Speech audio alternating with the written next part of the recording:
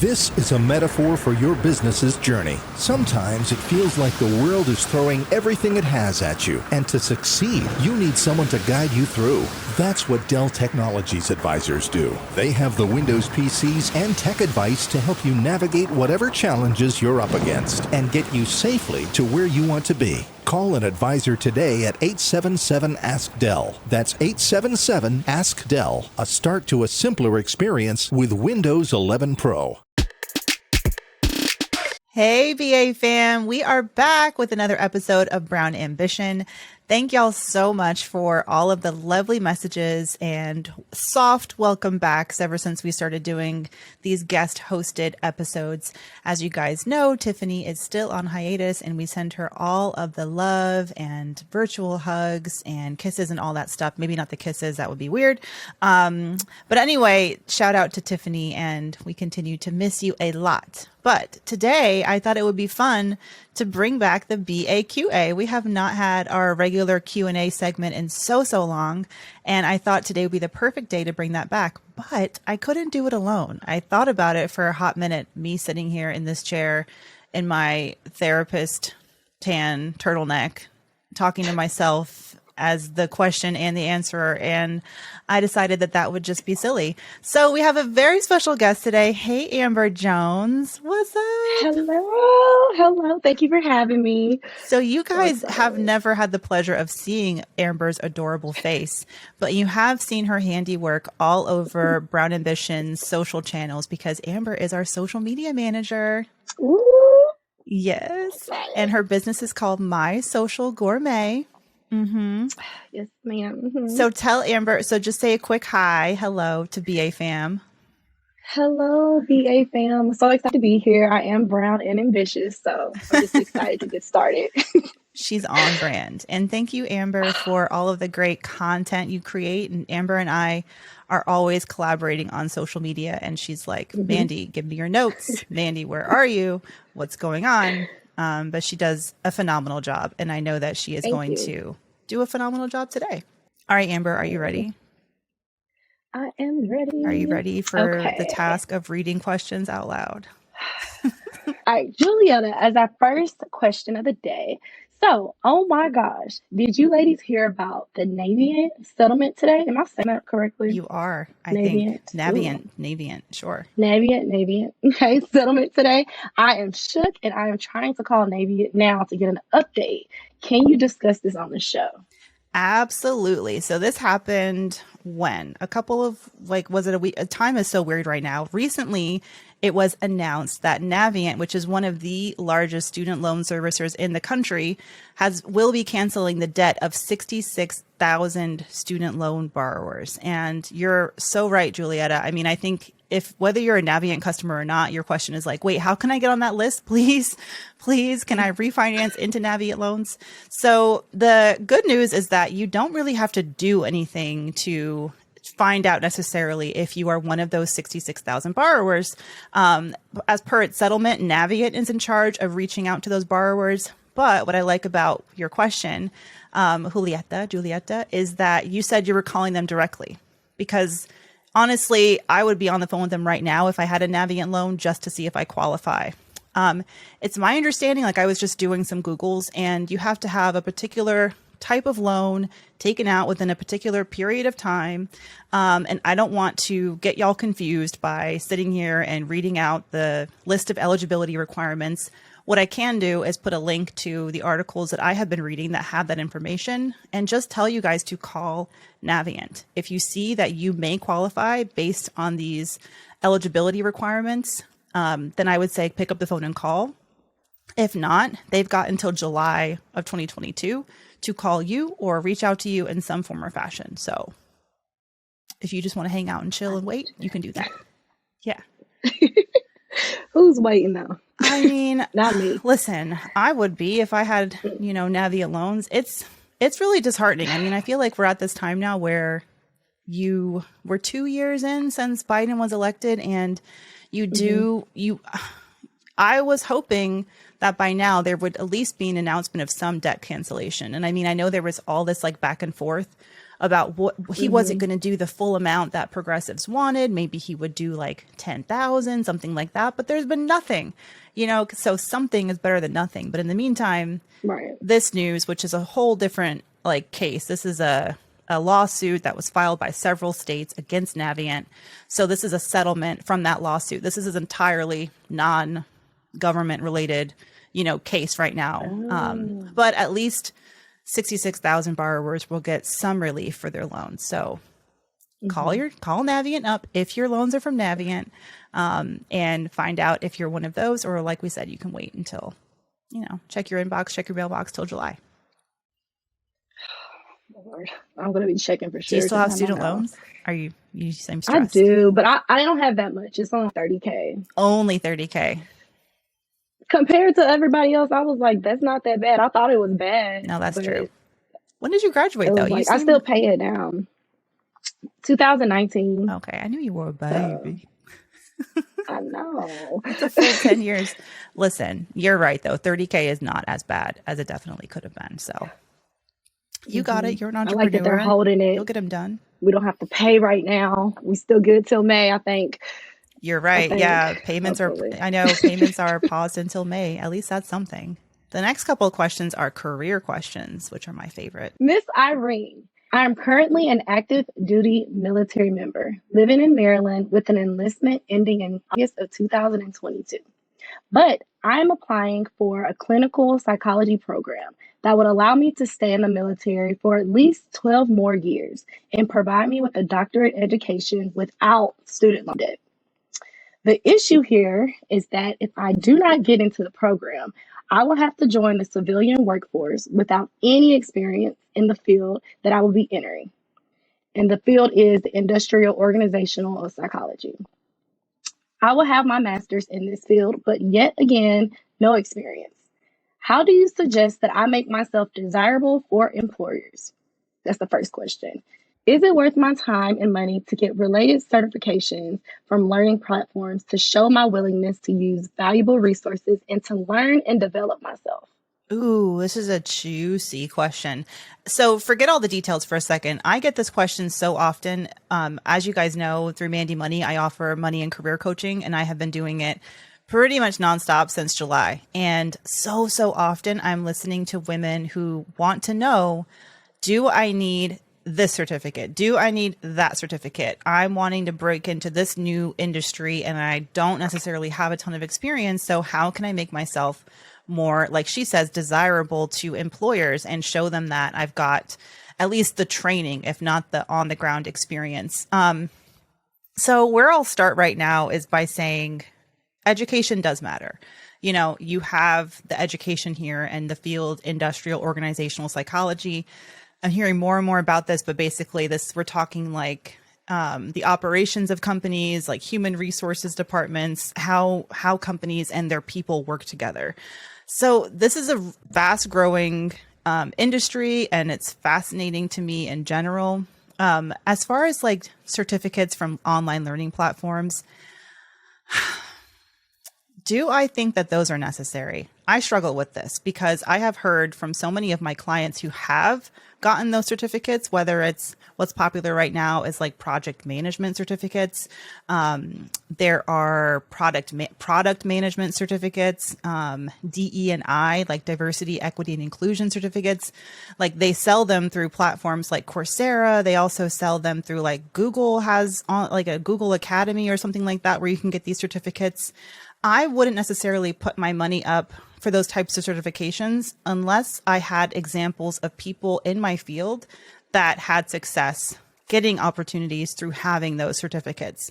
I mean, these certificates, like not only the money that they take, they also take time because often there'll be a multi-week or multi-hour, commitment for you to take the course and then do whatever is required of you. So I wouldn't want to invest that much time and money unless I knew I was going to potentially get the return on my investment, right? So I think the key here is for you to make connections with people who are in that field and ask their specific opinions or look for examples from them of people who were able to break into it by getting these certifications. In my personal opinion, I think way far and above in terms of value for getting experience is a personal connection to someone versus a piece of digital paper or a certificate. I think the more personal connections you can make, so that can be through your program. Like right now, you say that you're in a clinical psychology program. It could be making connections within that program with your instructors, with alumni. I tell people a lot of times when I sit across from my coaching clients and I ask them, have you reached out to any of your peers from your college or from your, master's program? So often the answer is no. It's been a few years since you graduated, maybe longer. You've lost those connections. I think it's really important for you to maintain or rekindle those personal relationships, because that can be a great source of knowledge for you when it comes to how do I get my foot in the door. And I think for anyone who's entering into a new field with relatively little experience, you do have to accept the fact that it may take a little bit of extra time for you to find that opportunity, especially given right now what we are in with our labor market. I'm sure you, Amber, even know it's a lot of people hiring right now, but it's also a lot of people applying. Competition is fierce. It really is. And some of my clients have been applying for jobs for months, and not able to break in. It genuinely may not have anything to do with you not being qualified. It just is that there is a ton of competition out there. You know what I mean? So that's why I'm saying, trying to connect with people who are in that space and ask them, hey, did you find that this certificate gave you an edge? I would be genuinely curious to hear what you hear back. And even more so, what I think will give you an edge is any kind of personal relationship you have. There is so much value in having people in rooms with decision makers who say your name. That is where the power lies. So how can we get Irene on the radar of people in those rooms? Anyone who's I know someone, Irene, she's amazing. She's in this program. She's potentially going to get her doctorate, but, I would vouch for her. That is really going to be a game changer and potentially give you that extra push that you're going to need. Hey BA fam, the show this week is sponsored by BetterHelp Online Therapy. Some people think you should wait until things are unbearable to go to therapy, but that just isn't true. As we talk about often on the show, nothing is more important than your mental health, and we are so proud to partner with BetterHelp to get this message out there. We've often been taught that mental health shouldn't be a part of normal life, but that's wrong. We've got to take care of our bodies just like we do with the gym, the doctor, and with nutrition. BetterHelp is customized online therapy that offers video, phone, and even live chat sessions with your therapist, so you don't have to see anyone on camera if you don't want to. It's much more affordable than in-person therapy, and you can get matched with a therapist in under 48 hours. Give it a try and see why over 2 million people have used BetterHelp Online Therapy. And for our BA fam, Brown Ambition listeners get 10% off their first month at betterhelp.com/brownambition. That's betterhelp.com/brownambition. betterhelp.com/brownambition.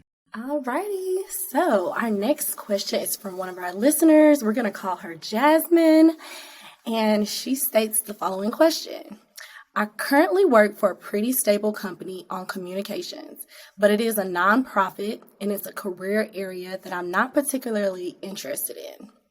I am just beginning the interview process for 2 communication jobs with a newer tech company that admittedly have had some growing pains lately, but it still seems like a good fit. I assume I'll get more money if I take on this role, but this is where it kind of gets messy. I have a 6-figure student loan debt, and my current role seems to be covered by the forgiveness program that I've been with for 5 years. However, my husband and I are trying to have a baby, and I know that the maternity leave at the tech company is better in addition to making more money that would allow me to quit my side hustle and work from home full time. On the one hand, I have the chance to clear myself of all of the debt in 5 years, but at the cost of making more, working from home full time, having one job, having enough time to spend with my future child, and potentially enjoying the job more. What should I do? Also, I'm not even sure how to negotiate to make sure that I maximize the most of my potential career switch. Okay, Miss Jasmine, not your real name, but Jasmine. I love this question. So, a lot of you guys, like Jasmine, are working in jobs that could potentially qualify your student loan to be forgiven through the Public Service Loan Forgiveness Program. I get that. So she's been in there for 5 years. I think in total, you've got to be in that job with the right types of loans in the right type of job. And you have to like reapply each year for 10 years. So she's saying, do I give this job, which if I go back to the beginning of her question, she says that she's not particularly interested in it. Should she stick with that job for 5 years just for the promise of maybe having her student loans forgiven? And give up the opportunity to work for a tech company that could pay her more, give her more time off for her maternity leave, let her work from home full time, and most likely pay her more. What should she do? I mean, this seems like a really difficult question, but I'm going to make it simple. You and your career are what really matter here, and you and your family are what really matter here. And when I lead from that place, like when I lead from a place of is this the best for my family? Is it the best for my career? The money will follow. Okay. So I honestly wouldn't worry so much about you missing out on this public service loan forgiveness boat necessarily when you've got an opportunity to make what could be a really amazing career move for yourself. You're not even enjoying your job right now. You said one of the words that whenever I hear it in my coaching clients, I just cringe. You said stable. Ooh, stable. Stable is for horses. Stable is for when you mount your TV to the wall. You want those brackets to be stable. But stability in a job, it can be sexy. I get it. Like stability, especially if you've had, financial insecurity, if you grew up in that space, or if you're just a human being. Like we all like to know what we're going to get in our paychecks week after week. And there is a sense of, okay, it's one less thing for me to have to worry about. But it's a lie. Even that quote unquote stable job in communications, they could fire you tomorrow, Jasmine.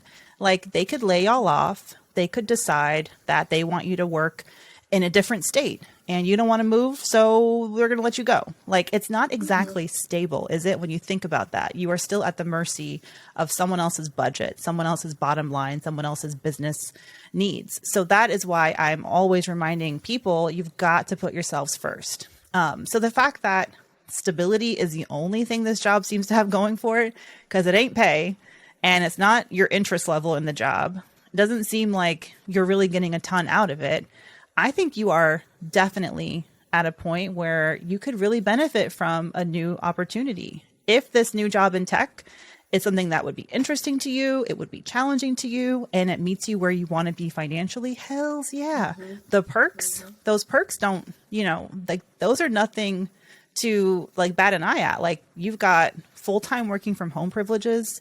You could be potentially earning enough so that you wouldn't have to work a side job, a side hustle, as you say, plus the time off to spend with your child. I mean, yes, you've got to put yourself first here. So that's, I guess, where I'll leave it.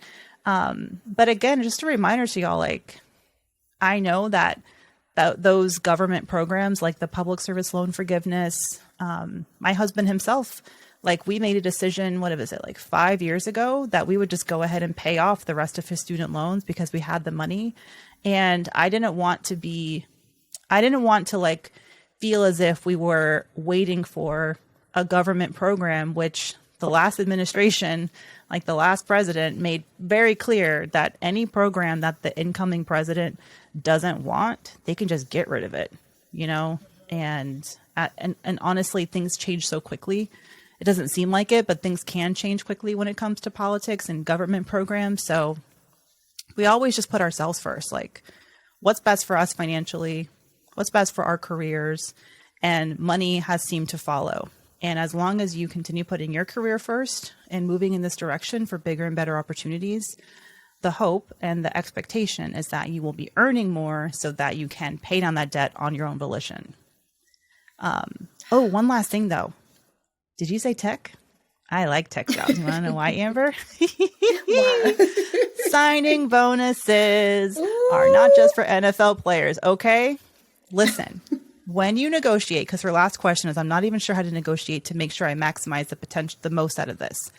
If this is a new career area, I would definitely do your due diligence to find your market rate. So, of course, you can go to like your Glassdoors, your payscales.com to find what is the market rate for this job title. But even more importantly is start shaking that network, shake them up. See who you've got in your network who can help you figure out what you can expect salary-wise, what type of company you're potentially working for. Do you know anyone who works there already? Do what you can to find personal connections who can help you start to develop what your market rate should be, what you should be asking for.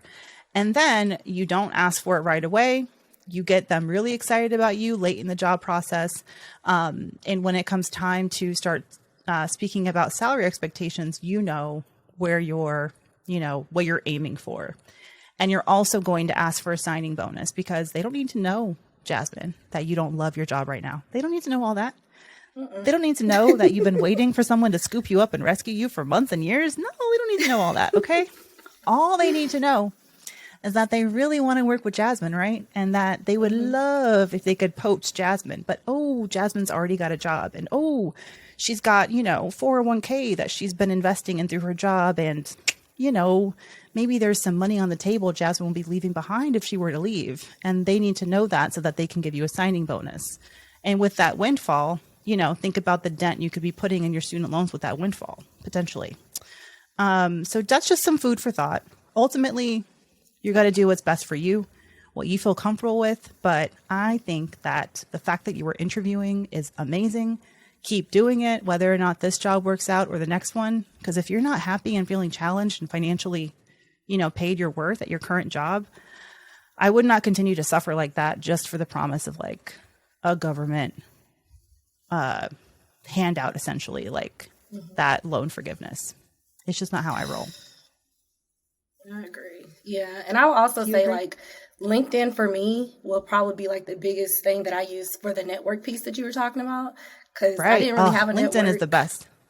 I didn't have anybody that I knew, and not like, even if you just want to ask them questions and you can see their titles, their roles, if they work at the company, if y'all have mutual friends, and then you can try to get that connection there too. So that would really help a lot with the network, Yeah, exactly. I mean, you may not hear back or you may get a cold response, but it's not going to hurt you. Like people can say, no, I don't want to talk to you. They can ignore you. But the fact is just keep sending messages, keep reaching out to people, keep trying to find those connections. I mean, it could be, but so like, it just so happens that like a lot of people, we don't even say out loud that we're looking for work. So how can we let our friends, our network work for us if we're not telling them, what's happening? So I would use the fact that you're interviewing as a good like excuse to reach out to people and to get their feedback right now. But very excited for you. Good luck on the new baby. Hope you guys, you'll figure it all out. Okay. Thank you all for your questions. Amber, do you want to take a stab at telling people how they can send us a question at Brown Ambition? Absolutely. So you definitely can get on Instagram and DM us and let us know. You can also visit our website and submit your questions in there as well. Is that another way that they can submit questions? Email, brownambitionpodcast@gmail.com. Email. Send them. You can tell it's 10 minutes to the hour because I'm just getting all my notifications going off about my next meeting at 2:30. Oh my gosh. I need to learn how to silence those. But yeah, we can't wait. I know the pings give me anxiety too. Well, it felt really good to answer y'all's questions again. Like Amber said, hit us up on IG, at our website, brownambitionpodcast.com. Send us a note, brownambitionpodcast@gmail.com. BAQ&A is back, so start sending your questions in again, and we will hope to talk to y'all soon. Bye, BA fam. Bye.